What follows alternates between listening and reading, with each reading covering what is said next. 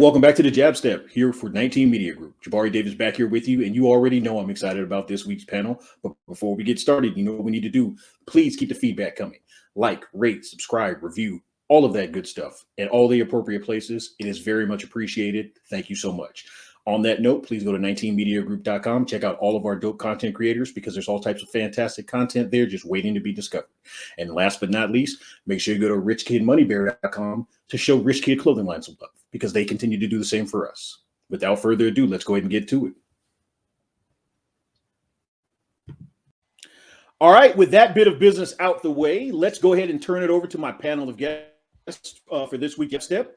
She is a beat reporter for the Utah Jazz, working for the Deseret News. She's also a co-host of the Unsalvageable Podcast, alongside friend of the show, Greg Foster. Sarah, Todd, thanks so much for joining us this week. Yeah, not a problem. Happy to be here.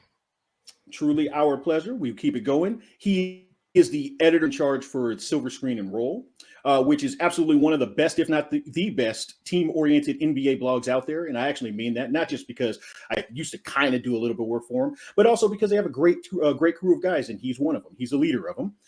He's also the co-host, or one of the co-hosts, of the Rewind and Reconsider Podcast, and easily a top 5 follow on Twitter, especially if you're a Lakers fan and like all types of great information as well as some jokes.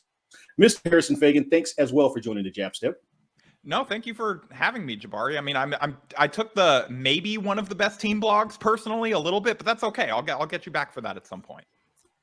What that is me saying, me paying respect to the other folks that are eventually going to be on here that run blogs. I respect that you have to be political, but I'm still taking it personally.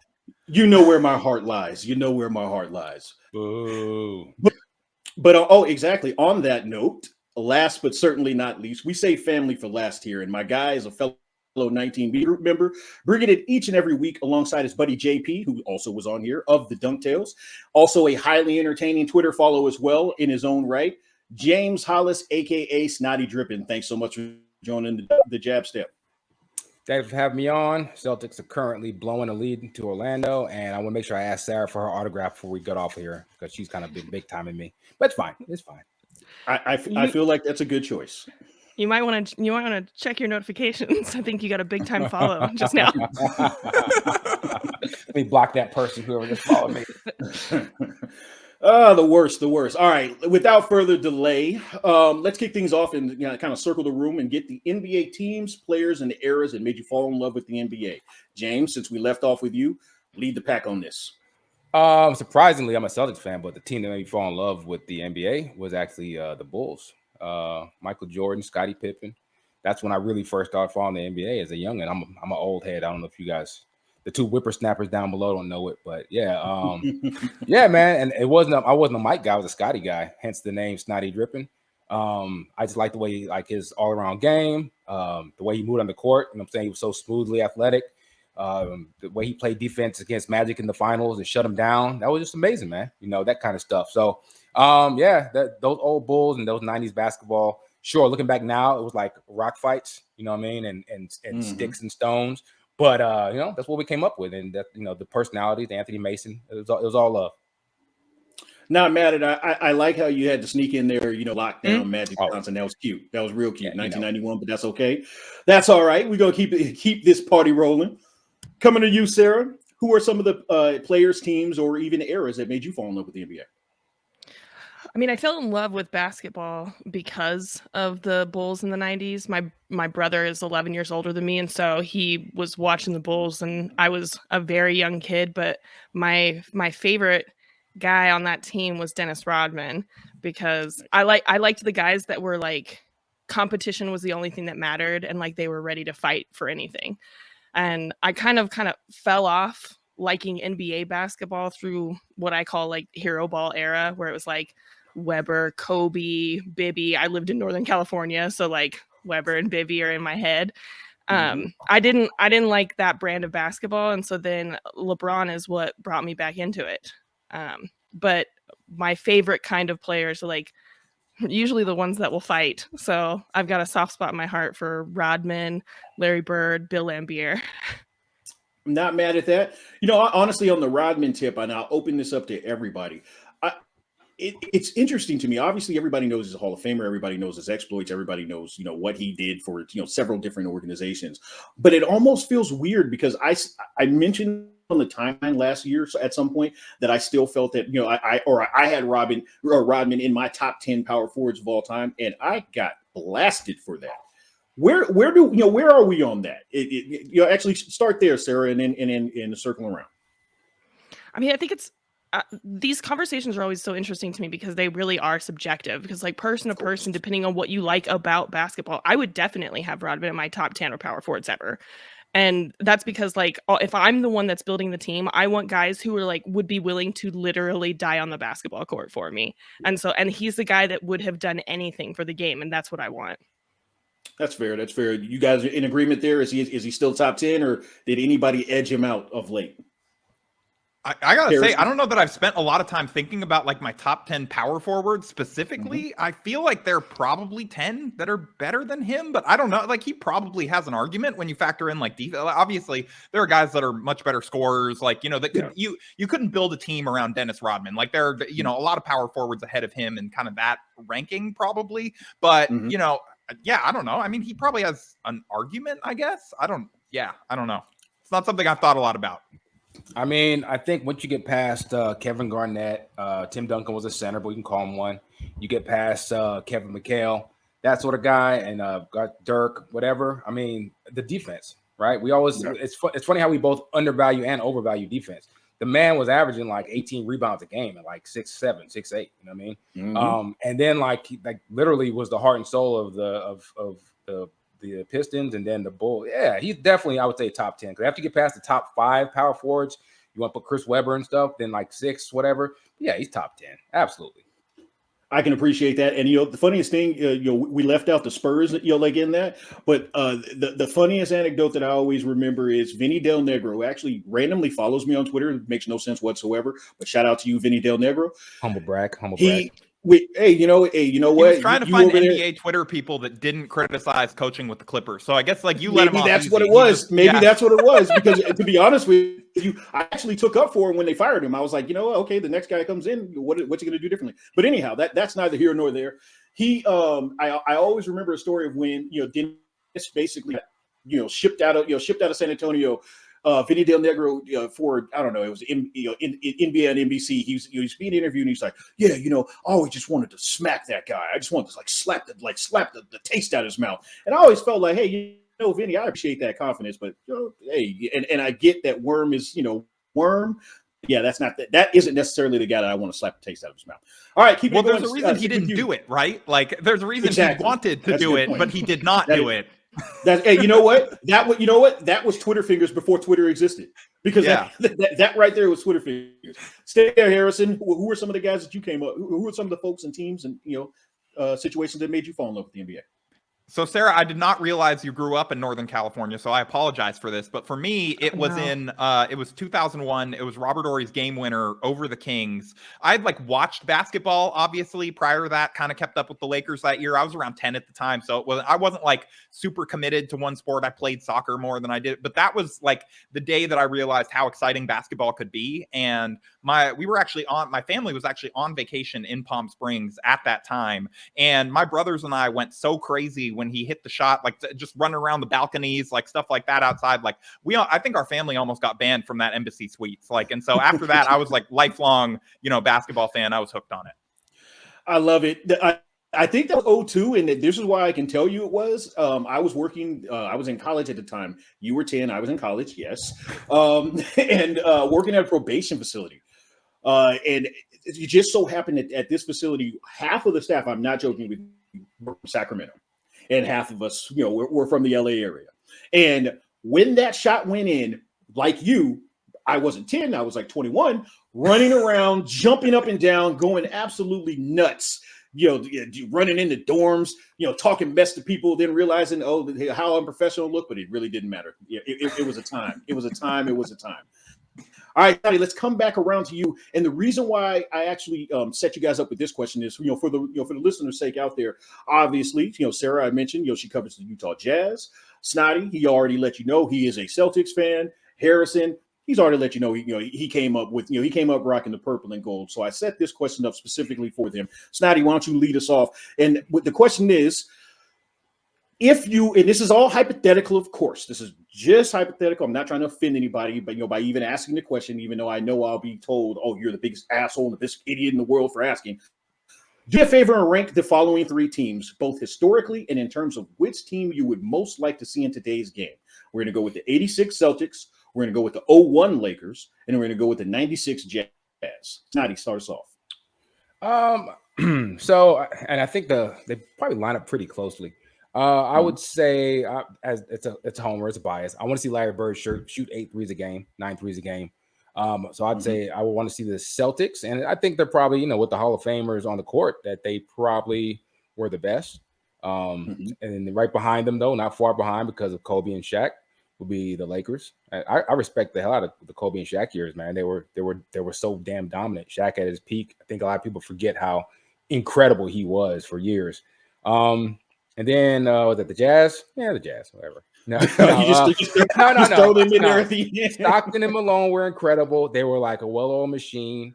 They, all the pieces fit. You had was it Hornacek and those guys? Like they really fit well together. And I think in the modern NBA, they actually might be more slated to the modern NBA, but then pick and roll with Kobe and Shaq would be devastating too. But yeah, the Jazz had a lot of shooters, a lot of guys on the wings playing off of Karl Malone. Karl Malone could step out and imagine Karl Malone in modern day stepping out hitting threes because his 18th footer was wet. He had a nice form, nice shot.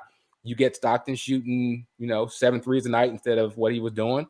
Yeah, they would probably be pretty dangerous too. Now I think the Lakers would still be the better team because they have the 2 best players on the court against those two. So, so I go Celtics. I want to see the Celtics in modern day. Then Lakers are right behind them. And I know it's biased. I'll say it. And you say otherwise, it's fine. I think the Jazz be a distant third and not, no disrespect to Stockton and Malone as players, but, I mean, they just weren't on the level of the Hall of Famers in Boston and then Shaq and Kobe. So keeping that disrespect going, Sarah, we're coming to you. We're coming to you with this. Are you in agreement with that order? Or would you switch it up and be a homer as well? No, I'm gonna take the disrespect and I'm gonna run with it. I completely agree with the order, both historically and in who I'd want to see in the modern era. First of all, I think the Celtics, as far as like historically ranking the team, I think they're the best team in this list. The '01 Lakers, I think I'd probably put them above the Jazz, probably just because I watched more of that team, and so it's recency bias for me, I guess. And then exactly like you said, the Jazz of '96 are probably actually pretty well built for the modern NBA. I don't want to see that. That's boring. Yeah, Stockton and Malone could probably space and pace that team. I've seen that. All right. I want to see Larry Bird actually hit someone and hobble up and down the floor doing no look half court passes, and then his white guy layup that never looked graceful. I want to watch that in today's NBA. Wait, white guy layup, is he biting his lip while he does it? What is a white guy layup? No, it's like he has no rhythm in his arms while he's on his way up to the hoop. It's like very stiff and awkward and just kind of like robotic. Yeah. He looks like a dad. He looks like a dad on a dance floor when he's doing a layup.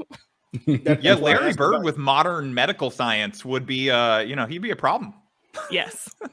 And a modern salary, so he's not shoveling his grandmother's walk by himself. Like he'd actually have a good paycheck when he pays somebody to do it. I feel like he'd probably still do it though, just based on stuff that he said. I think we're instead of making $2 million a year, if he's making $20 million a year, he'd be like, okay, I'm the product here. I got it. He's making $30 million a year versus he'd be like, okay, I can't spare my body like that. Yeah, in the modern NBA, Larry, the team trainers would be like, Larry, you're not allowed to we will send an intern to go shovel your grandma's driveway. Exactly.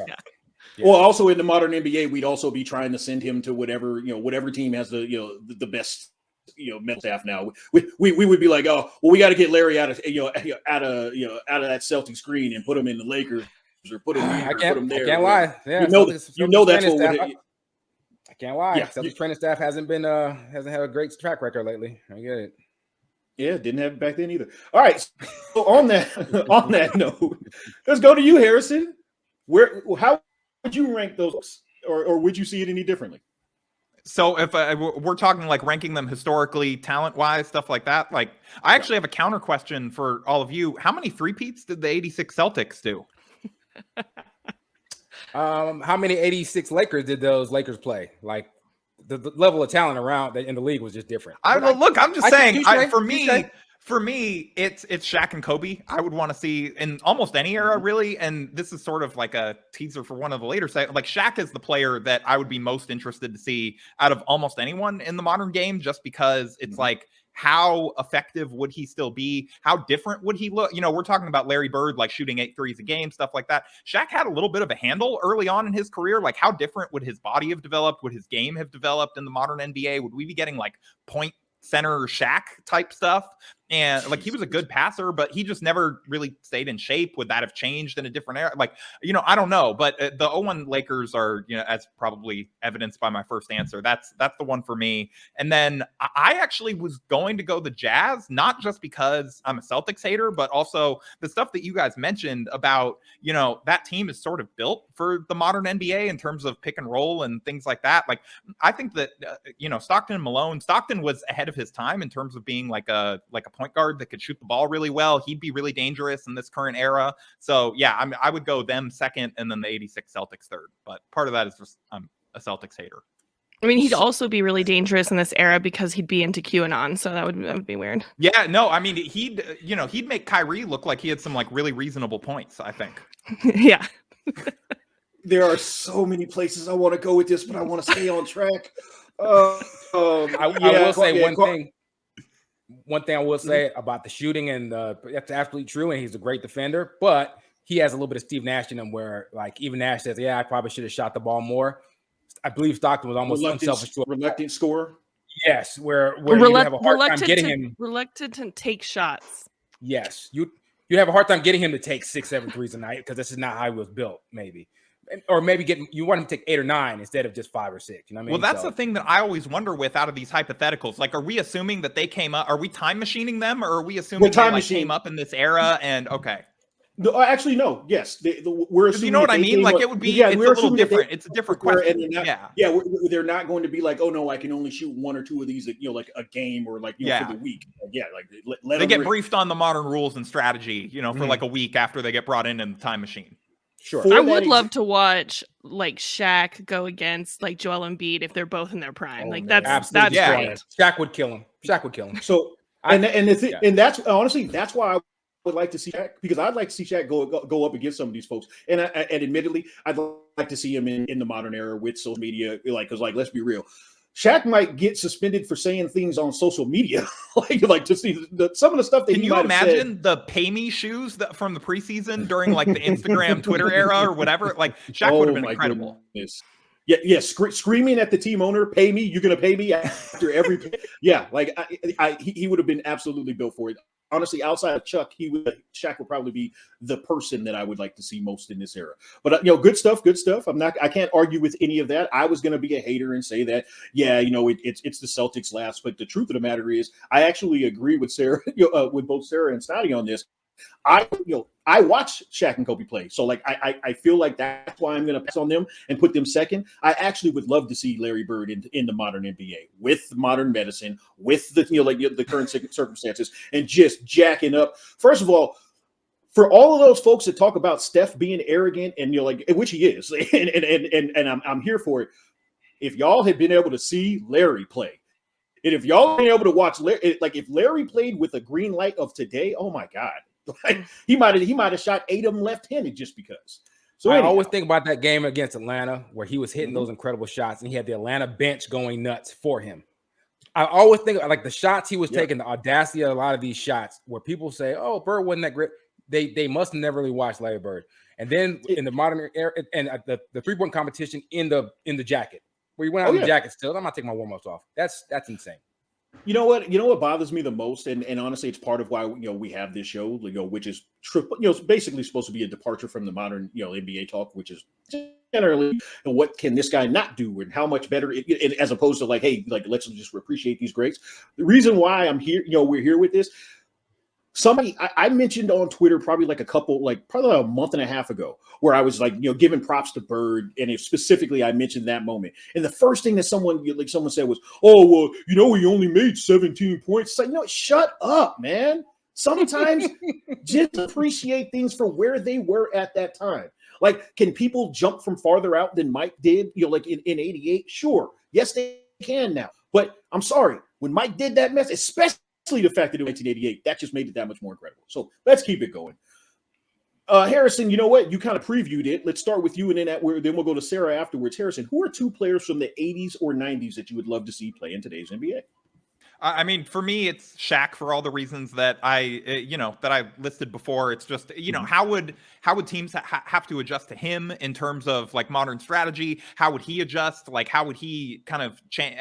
How would his game have changed? All of that stuff. He was just so, Shaq highlights are some of my favorite highlights to watch, because normally it's like, we don't say that about centers, but he was so hilariously dominant just in terms of like, he was dunking on guys out of straight up like post up defense and things like that. Yeah.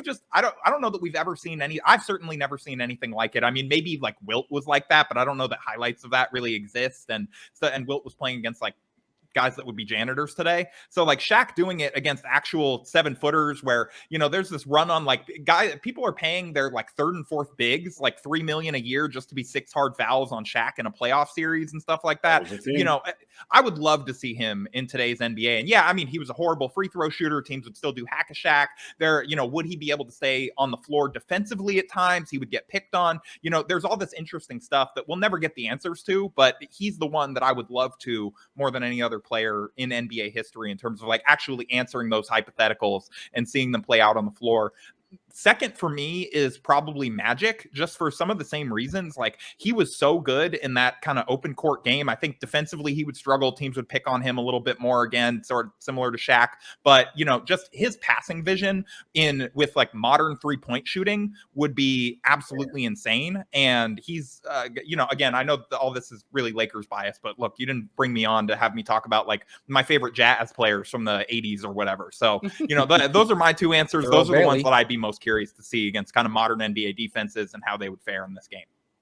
I can absolutely appreciate that. Honestly, I've had this conversation probably a dozen times now, like where it was, just off of here or on this actual show, and no one's ever mentioned Magic. And I always kind of wondered why. I get it. Yes, he played at a different time. Like his body type is, certainly still not the archetype for the position that he played, but I'm very much intrigued in seeing what that would look like. Yeah, Sarah, like he wouldn't be guarding point guards today. They would have had him, like on the way. Like it would have been more like how teams use LeBron or whatever. He's not the defender that LeBron was, but yeah, there would have been different things. Yeah, no, without a doubt. What does that cross match look like to you, Sarah? I guess, my initial instinct is right off the bat, if I'm thinking 2 players that I'd want to see today, then I think about Larry and Magic, but I think it's a little bit obvious of an answer. I'm going to answer like Larry Bird for like anything that's ever asked of me about a previous era of basketball. But I think that if I'm trying to put players in today's game, and I really want to see how they would react to today's game, I think about like ball handlers and guys that I think we're in the wrong era. And so I think of guys like Allen Iverson, and I think that, like, yes, he played like into the 2000s, but it was in a strange period during basketball where I don't think that his handles and like his creativity off the dribble would have fared him as well as they would have today. Like, I just think that he could break down like if someone was trying to blitz Iverson out, like he'd be getting literally anyone a shot, or he'd be like ruining guys at the rim. And so I just think that his handles would be really interesting. I think kind of in the same way, I'd love to see like original Isaiah Thomas and see what he would be able to do. I feel like Isaiah Thomas, and this was mentioned last week, JP, Snotty's partner mentioned this. I think IT might be one of the more underrated all-time greats at this stage. And unfortunately, I think part of it is because of social media, because like we are so quick to just latch on to whatever the rest of the crowd is saying. And because, old heads also disliked him. And yes, make no bones about it. He got into it with Mike. Anytime you get into it with Mike, and then on the back end of your career, get into it with Magic, that's going to impact you. But I feel like IT is actually Isaiah Thomas, the original, is actually disrespected when it comes to conversations about the all-time great point guards. I think that's the biggest problem, is that like he disrespected the guys you don't disrespect, right? He also disrespected Larry, and so that stays in my heart. The footage of that press conference, like I had never seen that before until I think was it during The Last Dance, or it was during some documentary I watched during quarantine or whatever. But that was insane. Imagine it happening today. So here's one for you. I did not fact check, and someone on the panel probably knows this. I don't think Isaiah was ever voted to an All-NBA team after that. After criticism, I'm pretty sure I saw that. I'm pretty sure I saw that back in the day, and it stuck with me. But it's always interesting when it comes to those things. How legacies can be impacted, how general narratives and conversations can be impacted. To your point, and I'll come to you, James. I'm also one that likes to think about the guards. Like, I'm going to be honest. I would love to see Mahmoud Abdul-Rauf. I absolutely want to see him. Oh, is that where you were going with it? I was going to call it audible with that one. There it is. Guards, ball handlers. But go ahead. Yeah. No, go ahead. No, take it away. That you are the talent here. I'm just setting you up.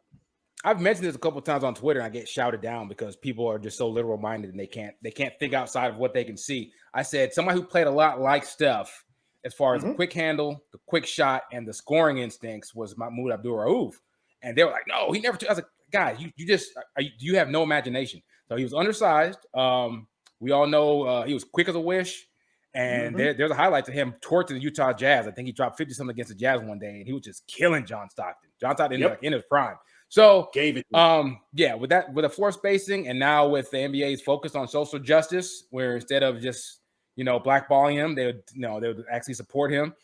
He would have a long and illustrious career. And I'm not saying he would be Steph on that level, but Isaiah Thomas was an MVP candidate, little Isaiah, modern Isaiah Thomas, and I think Mahmoud is probably better than him overall. I think guys like Scottie Pippen, guys like Detlef Schrempf, those kind of tweener guys, those hybrid guys from back in the day.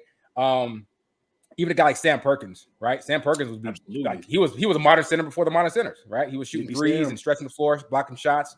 Man, there's a lot of guys, I think, but snotty dripping Scottie Pippen, man. Scottie would be great, I think. He played power forward. He'd guard 2s through 4s like he did back then, and he shot a lot of threes even from back then. So, I think he'd be great.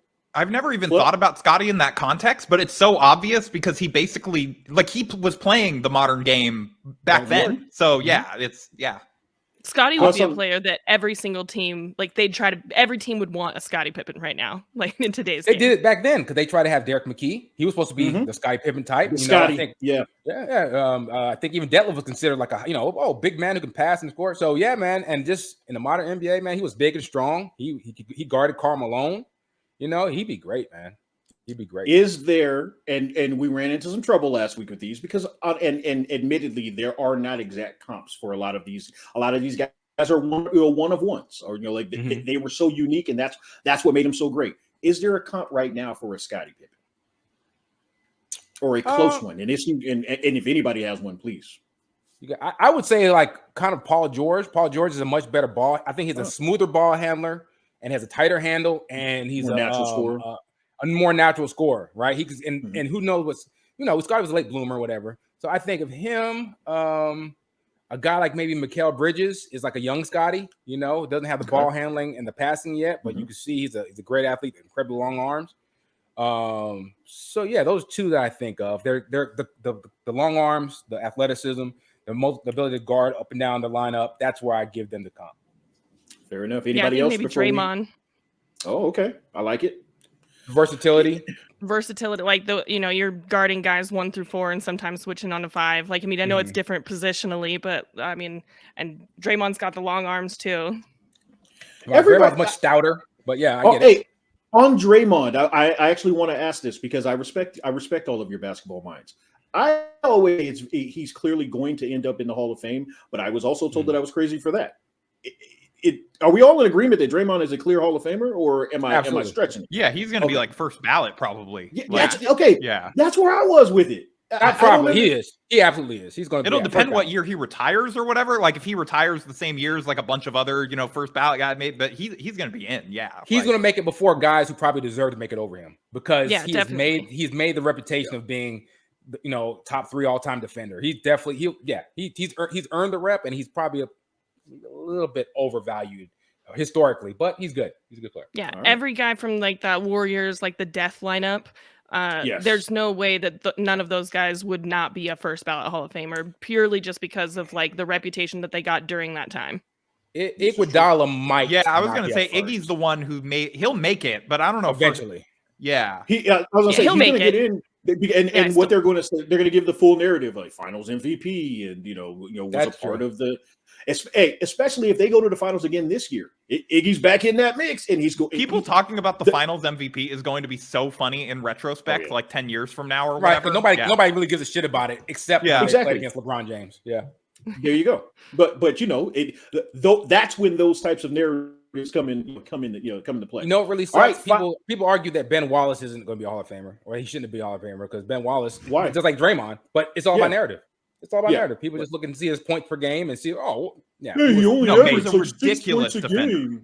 Yeah, he was amazing. He was next level. I think he was a better defender than Draymond. I get people love Draymond and the versatility.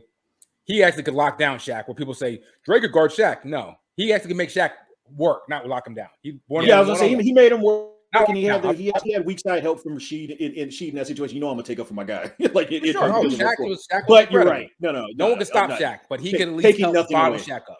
Yeah, taking nothing away from either one of them. All right, last topic of the day before I get you guys out of here. Sarah, why don't you lead us off? Who, if there are more than one, feel free to give all of them, but who are some folks that could right now walk off an NBA court and have a Hollywood career, a legitimate Hollywood career? LeBron James. He was great in Trainwreck. You're welcome. Okay. Easy enough. I knew in Space Jam.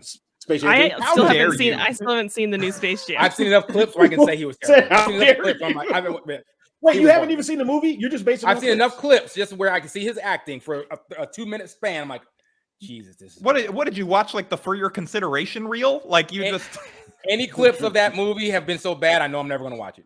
And here's the thing: bad acting does not make or break a successful Hollywood career. This is where opinions are all great because I know some people you can say are successful people, but they're bad actors. So I don't think they're that's fine because he's already made so much money as a player. Hit us off with a couple of them. Hit us off with a couple of them that are bad actors but have made a Oh, your boy Keanu Reeves. Keanu Reeves is a terrible actor. Man. Come on, man. You can't. No, he's horrible. I love the movie. No. I love. You want to get at LeBron? He's a bad actor. Keanu's a bad actor. He's up there being Keanu Reeves. There's a lot of actors that are just being themselves. Like Al Pacino for the last 25 years. And for the record, I'm not saying Al Pacino's a bad actor. It's compelling. But for the last 25 years, he's just been the guy that does this. It's compelling. It doesn't matter what the role is. That was really good. Whoa. I know. That's really, but that's all you're getting. Keanu's actually a bad actor. You can like him. He's my guy all the way back to Parenthood. But he's tall and he looks athletic, even though he runs like he carries a gun like a frying pan when he was running in John Wick. Snotty, stay there. Who's walking off the court? You're the acting expert. Give us Blake Griffin. Blake Griffin is genuinely funny. Blake Griffin has done bits and movies and stuff. Where Blake is legitimately just kind of a naturally kind of funny guy. I could see him almost being like a solid, not maybe like carrying a movie, but being like a John Cena type. How John Cena is like the secondary third guy now. Yes, but he'd actually have this guy. Like he'd actually have like a lot of lines and stuff that deliver and like land. Blake was great in Broad City. Absolutely, he was hilarious in Broad City. I also think a guy like Anthony Edwards because he's so charismatic and he just has this natural magnetism that I think at his young age he's so comfortable just saying whatever. He could do some kind of like prank show or something. Yeah, I can imagine you giving Anthony Edwards like a script and him being no, I'm not going to use this. Yeah, or you try. He'd probably be like, he'd be very wooden if you tried to give him a script. 100%. We need you to go up here and just do this and talk about this, and he would just rip it. I think he'd be good. Boom, got it exactly. All right, Harrison, close us down. It's not you. Outside of LeBron. I didn't think anybody was going to go with Anthony Edwards. I tried to come up with one that was not like just in case I was last, but that was good. I honestly. Like DeAndre Jordan is very like former teammate Blake Griffin. He's actually very funny at times. He has good comedic timing. You can see why he's so well liked. And then I guess the only other answer that we didn't touch on yet is Kevin Garnett. You know, like he's not a current NBA player, but Kevin Garnett was, I mean, he played Kevin Garnett, but he was really good in Uncut Gems. Like he could play that character in another movie, I think, you know? He absolutely could. And look, and DJ, no disrespect, but you definitely should go and pursue that because you got something that I mean, that's basically what he's doing now. He's playing an NBA player. It's his most audacious role yet. No, he does a good impression of a traffic cone. It's amazing. Or the Tin Man. He's out there like the Tin Man, just kind of. Hey, it's method acting. Yeah, he's but good. But those braids are always immaculate. He's always good. Okay, so on that note, last thing one more. I think Boban has that magnetism too. Somebody who's not already a Hollywood star. He was in the John Wick movies. You know, they didn't even know he was an NBA player. They just cast him. Before we get out of here, I'm gonna close you guys out with this. I want a buddy cop movie with Ant and Boban. I'll tell you a funny story. Boban was on the Sixers when that John Wick movie was coming out, and I was covering the Sixers. So I did an interview with Boban and had like the director also in the interview, like talking about how Boban got that part. And so when I went to talk to Boban about it, we sat down and I was like, all right, just like walk me through it. How did you end up like this? And Boban straight up looks at me and he says, well, they were looking for somebody big and beautiful. And so now I'm just a famous, handsome movie star. I can't help it. He like was eating it up. He was milking it for every moment that it was worth. So it's a great answer. I love Boban. He seems like a genuinely good guy, man. Yeah, like so funny enough, like you know how like everybody, you know, like or a lot of teams they'll have like that one guy where it's like, oh, like it's just a lovable guy. Boban can actually contribute and is also that lovable guy. So you know, on every team, I'm here for it. I'm here for it. I take him any day in Boston. Well, yeah, we know you would. So folks, folks, on that note, so bad. Yeah, no. I really, honestly, all three of you guys, I appreciate this so much. This was a lot of fun. I hope that down the road I can get all three of you guys on again. But before we get out of here, Sarah, can you let folks know what's the easiest and best way for them to find all of your great content? You can find me on all the socials at NBA Sarah. Listen to my podcast, Unsalvageable, or read anything of mine at Deseret.com. And honestly, I said it wrong. I said Unsalvageable Bulls. I blame your Twitter handle, for that. Yeah, the Twitter handle. I call it that every single time, and as soon as you said, I'm like, oh, it's Unsalvageable. There we go. Harrison. Follow me on Twitter at HMFAIGEN at HMFaigen, and then all of my work is at silverscreenandroll.com. And like I said, of the best of the team of the team blogs out there, make sure you do that. Snotty, us down. As you can see on the screen, at Snotty Drippin'. I'm half of the Dunk Tales pod. You can find us on all platforms, and we just talk some basketball and some other foolishness. And hey, man, it's really thanks for having us all, man. Thanks for having me on. Nice meeting you guys. Absolutely. Like I said, my pleasure. And as I do every week, y'all make sure you know how we do. At the top of the show, I ask you to rate, review, and do all those things for my show. Do the same for these folks. You guys just got 37 minutes of free entertainment, so don't be a punk. Show them some love. Thanks for listening and watching the Jab Step. Rest in peace, Betty White.